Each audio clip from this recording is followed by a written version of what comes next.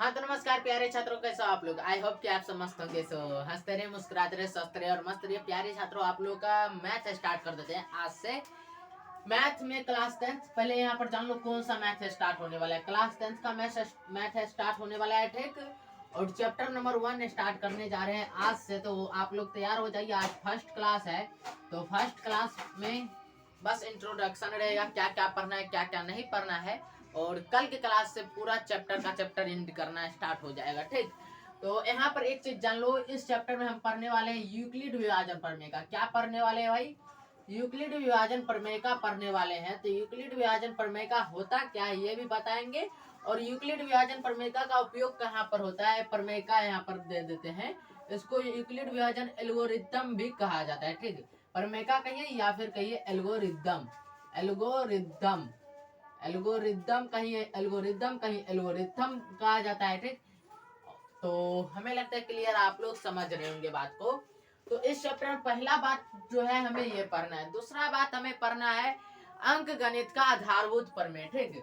अंक गणित का आधारभूत प्रमेय हमको पढ़ना है। अंक गणित का आधारभूत प्रमेय, अंक गणित का आधारभूत प्रमेय, आधारभूत प्रमेय, ठीक। आधारभूत प्रमेय, ये सभी चीज आसान है। आप लोग नाम सुन के नहीं घबराना, ये सभी टोटल चीज आसान है। बस ये दो चीज आप लोगों को पढ़ना है। देखिए एक चीज बताते हैं, यूक्लिड विभाजन प्रमेय का आपको निकाला जाएगा मौसा, यानी कि जिसे हम एलसीएम कहते हैं। यही चीज निकाला जाएगा यूक्लिड विभाजन प्रमेय का से, ठीक, एलसीएम। और उसके बाद जो है आपको अंक गणित का आधारभूत प्रमेय से आप एलसीएम एचसीएफ दोनों निकाल सकते हैं। सॉरी, यहाँ पर मौसा को एलसीएम नहीं एचसीएफ बोला जाता है, एचसीएफ, हाईएस्ट कॉमन फैक्टर, ठीक। और यहाँ पर अंक गणित का आधारभूत प्रमेय से जो है आप लौसा और मौसा दोनों निकाल सकते हैं। क्या? लौसा और मौसा दोनों निकाल सकते हैं जब दो संख्या दिया रहेगा, ठीक। लौसा और मौसा दोनों निकाल सकते हैं जब दो संख्या दिया रहेगा। लौसा को क्या बोलते हैं भाई? लोएस्ट कॉमन, इसको पता नहीं क्या बोलते हैं, हमें अभी भूल गए हैं। एलसीएम वैसे सभी जानते हैं, लोएस्ट कॉमन और मेच्योर ऐसे कुछ बोलता है इसको, अभी हमें नहीं पता है। और यहाँ पर मौसो क्या बोलते हैं? HCF, highest common factor. हाँ, लोएस्ट कॉमन मल्टीप्लीकेशन ये बोलते हैं इसको, एलसीएम को, ठीक। Lowest common multiplication. और यहाँ पर जो एचसीएफ है इसको बोलते हैं हाईएस्ट कॉमन फैक्टर, ठीक। तो ये आपको जो है अंक गणित का जो आधारभूत प्रमेय हम पढ़ेंगे उस वो चीज पढ़ने से हम एलसीएम और एचसीएफ दोनों चीज को निकाल सकते हैं, ठीक। ये अब आप लोग ये दिमाग में नहीं लगाना, एक सेकंड रुक जाइए, एक सेकंड। हाँ तो यहाँ देखो भाई, तो ये जो अंक गणित का आधारभूत प्रमेय उससे हम लौसा और मौसा निकाल सकते हैं। अब आप लोग ये दिमाग में नहीं लगा लीजिएगा कि बचपन में जो हम लौसा और मौसा निकालते थे, लौसा इस प्रकार से निकालते थे, कोई 4 5 6 इस टाइप का दिया हुआ था। तो यहाँ दो से लगाते थे, 2 दूना 4, 5 में नहीं लगा तो 5 रहने दो, 2 दिया 6, इस टाइप से यहाँ पर लौसा नहीं निकलने वाला है, ठीक। यहाँ जो हम पढ़ने वाले हैं वहां पर इस टाइप का लौसा नहीं निकलेगा। और दूसरी बात, आप मौसा भी निकालते होंगे भाग विधि से। भाग विधि से याद आया, भाग विधि से आप लोग मौसा निकालते होंगे बचपन में, और अभी भी कुछ बच्चे निकालते होंगे, ठीक। तो यहाँ पर जो है मौसा यानी कि एचसीएफ हम भाग विधि से नहीं निकालेंगे। एचसीएफ हम किस विधि से निकालेंगे? यूक्लिड विभाजन प्रमेय का से निकालेंगे, ना कि भाग विधि से, ठीक। और एचसीएफ हम अंकगणितीय का आधारभूत प्रमेय से भी निकालेंगे, ठीक। तो जब हम इन दोनों टॉपिक की चर्चा स्टार्ट कर दिया तो इसमें कुछ जानकारी भी मिल जाए तो काफी अच्छी बात रहेगी। तो चलो भाई, जानकारी अब मिल ही जाएगा, टेंशन नहीं लेना है, ठीक। तो पहले इसको मिटा लिया जाए, तो फटाफट से इसको मिटा लेते हैं और जानकारी भी अच्छे से दे देते हैं, ठीक। जो मेन चीज है वो जान लो। और आज जो है छोटा चीज ही, ये बहुत छोटा चीज है। चैप्टर 1 आपका मैथ का चैप्टर 1 इतना आसान चैप्टर है, पूछो मत भाई। एक बार पढ़ लोगे तो अगर ध्यान से पढ़ लिए तो फिर दोबारा पढ़ने की जरूरत नहीं पड़ेगी और आप अच्छे से क्वेश्चन का सॉल्यूशन कर सकते हैं, ठीक। तो यहाँ पर देखो भाई, हम यहाँ पर पहले किस टॉपिक पर चर्चा करेंगे? यूक्लिड विभाजन एल्गोरिथम पर, ठीक। किस पर चर्चा करेंगे भाई मेरे? यूक्लिड विभाजन एल्गोरिथम पर, यूक्लिड विभाजन एल्गोरिथम पर, एल्गोरिथम पर, ठीक। एल्गोरिथम पर हम पहले चर्चा करेंगे, ठीक। तो यहाँ पर यूक्लिड विभाजन एल्गोरिथम क्या होता है वो पहले समझ लेंगे। तो आप लोगों को एक चीज आप लोग याद कीजिए, यहाँ एक सूत्र लिखते हैं A equal to B Q plus R. ये कोई नया चीज नहीं है, यहाँ पर आप लिख सकते हैं, क्या लिख सकते हैं कि बी जो के बराबर 0 नहीं हो सकता है, ये ऐसा है यहाँ पर। ठीक, एक सेकंड रुक जाइए थोड़ा सा, एक सेकंड प्यारे। तो यहाँ पर जो है भाई देखो, ये कोई नया चीज नहीं है। आप लोग एक चीज पढ़े होंगे, भाज्य इक्वल टू भाजक, भाजक गुना भागफल, भागफल जोड़ शेष। ये चीज याद करो, पढ़े हो कि नहीं? जब आप भाग करते थे तो उसका जांच का ये सूत्र आप लोग पढ़े होंगे। आप लोग बताओ, ये 8वां का ये टॉपिक है भाई, ये 8वां में आप लोग पढ़े होंगे। ध्यान कीजिए, ये चीज आप लोग 8वां में पढ़े हैं कि नहीं? आप लोग 8वां में ये चीज पढ़े होंगे, और बहुत स्टूडेंट्स को ये याद भी होगा, और बहुत स्टूडेंट्स को ये जो है ये चीज नहीं याद होगा।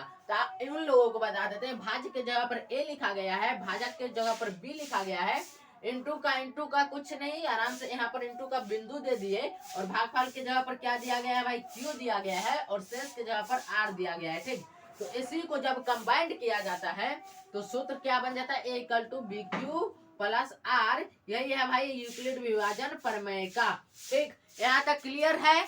यहाँ तक क्लियर है भाई? फटाफट बताओ, ये क्या है? भाज्य को ए लिखा गया है, भाजक को बी लिखा गया है, भागफल को क्यू लिखा गया है, और शेषफल को आर लिखा गया है। ठीक, और इसे में आगे कह देगा क्या, जो कि b इक्वल टू नॉट 0। भाई भाजक कभी भी 0 नहीं हो सकता है, या फिर कहिए q इक्वल टू नॉट 0। ठीक, यहाँ पर भाजक भाई अगर 0 हो जाएगा, भाजक अगर 0 हो जाएगा तो क्या भाई? भाजक अगर 0 हो जाएगा तब क्या फायदा भाई? तब इस सूत्र का क्या फायदा? भाजक अगर 0 हो जाए, 0 से किसी भी संख्या में भाग देंगे, मान के चलो 2 में भाग देंगे, कभी भाग लेगा? कभी सुने हो 2/0 होता है? कभी भी सुने हो?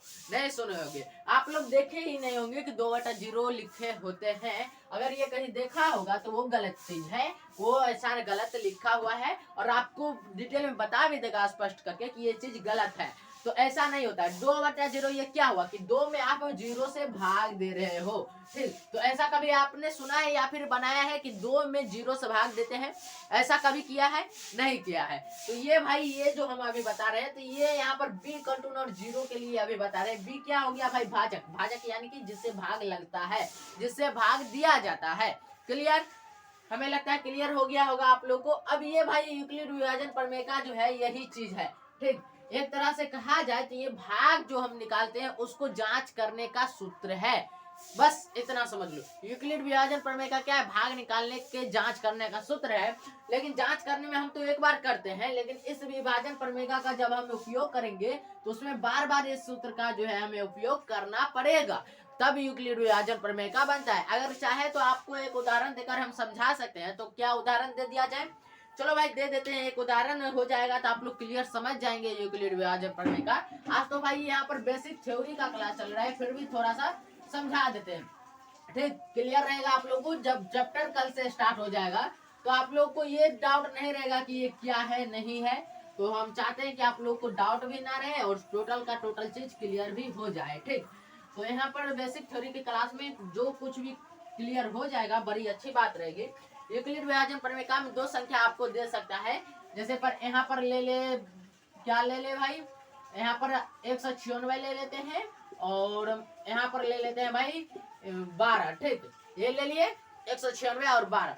अब देखो ये हमें 2 संख्या मिल गया। क्वेश्चन है, कह रहा है क्या? ये क्वेश्चन कह रहा है कि यूक्लिड विभाजन प्रमेय का से जो है, यूक्लिड विभाजन एल्गोरिथम से इसका HCF निकालिए। ठीक, HCF ज्ञात कीजिए। यूक्लिड विभाजन एल्गोरिथम से, इसे यूक्लिड विभाजन एल्गोरिथम से HCF ज्ञात कीजिए। ये क्वेश्चन है।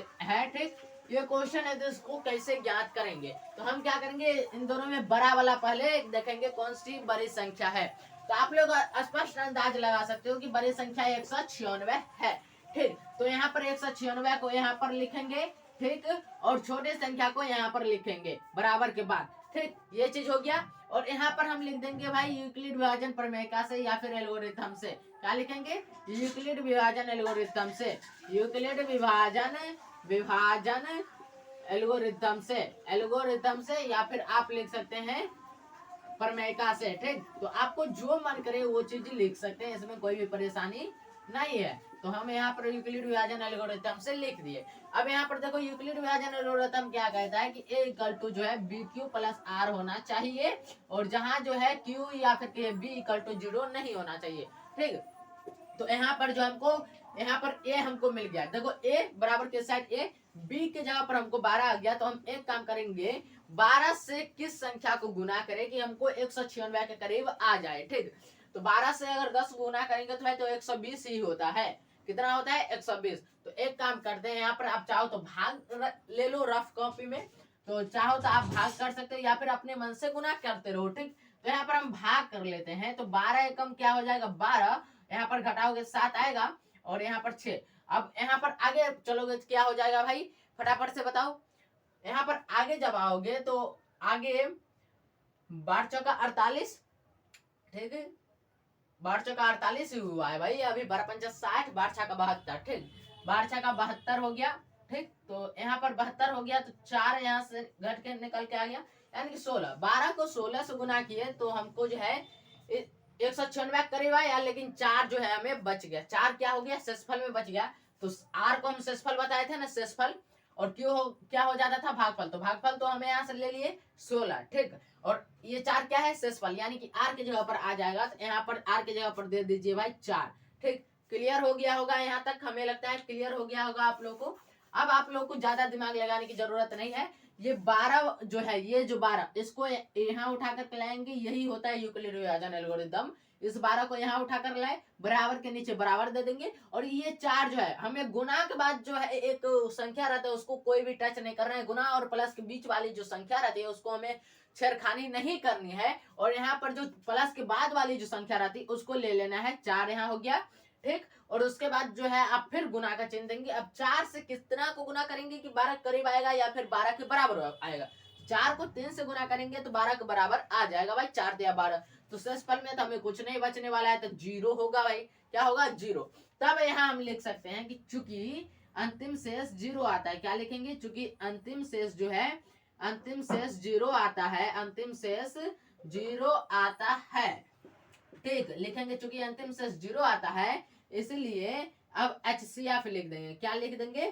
HCF कितना कितना का? तो 196, और 12 का कितना आ जाएगा भाई? यहाँ पर देखो, अब हमको इससे कोई मतलब नहीं है। अगर HCF हमको यहाँ पर शेष, अंतिम शेष अगर 0 आ रहा है तो HCF हमारा क्या हो जाएगा? ठीक इसका पहला वाला, या फिर कहिए ठीक इसके ऊपर वाला, ठीक। आप जैसे अंदाजा लगा सकते हैं। अगर यहाँ पर 0 आ रहा है तो हम यहाँ पर आपको लोचा फोचा नहीं देने वाले हैं। अगर 0 आ रहा है, ठीक ऊपर जो संख्या है वो संख्या इसका क्या हो जाएगा? HCF हो जाएगा। तो 0 के ठीक ऊपर क्या है? 4 है, तो 4 इसका HCF हो जाएगा, और यही हो जाएगा भाई आंसर। यही है भाई क्या?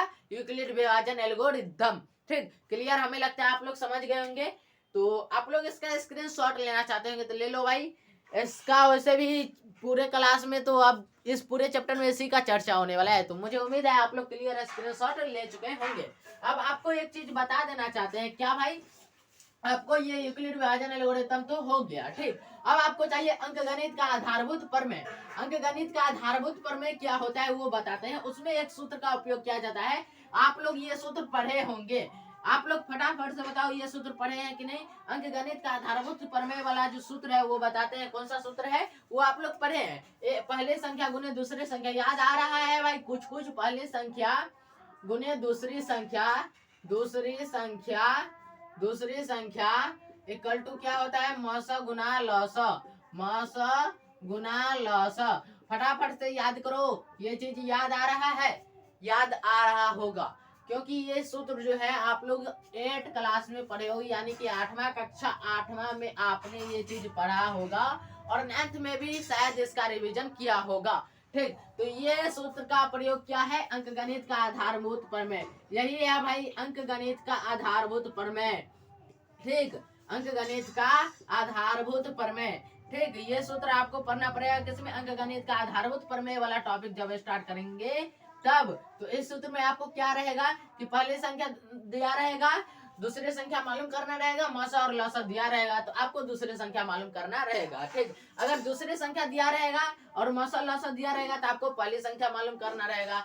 और अगर पहली संख्या और दूसरी संख्या दिया रहेगा और क्या रहेगा कि लॉसा भी दिया रहेगा, तब आपको मौसा मालूम करना पड़ेगा। और अगर ये तीनों चीज दिया रहेगा, दूसरी संख्या, पहली संख्या और मौसा, तब आपको मालूम करना पड़ेगा लॉसा। ठीक, तो हमें लगता है क्लियर, आप लोग ये वाला चीज समझ गए होंगे।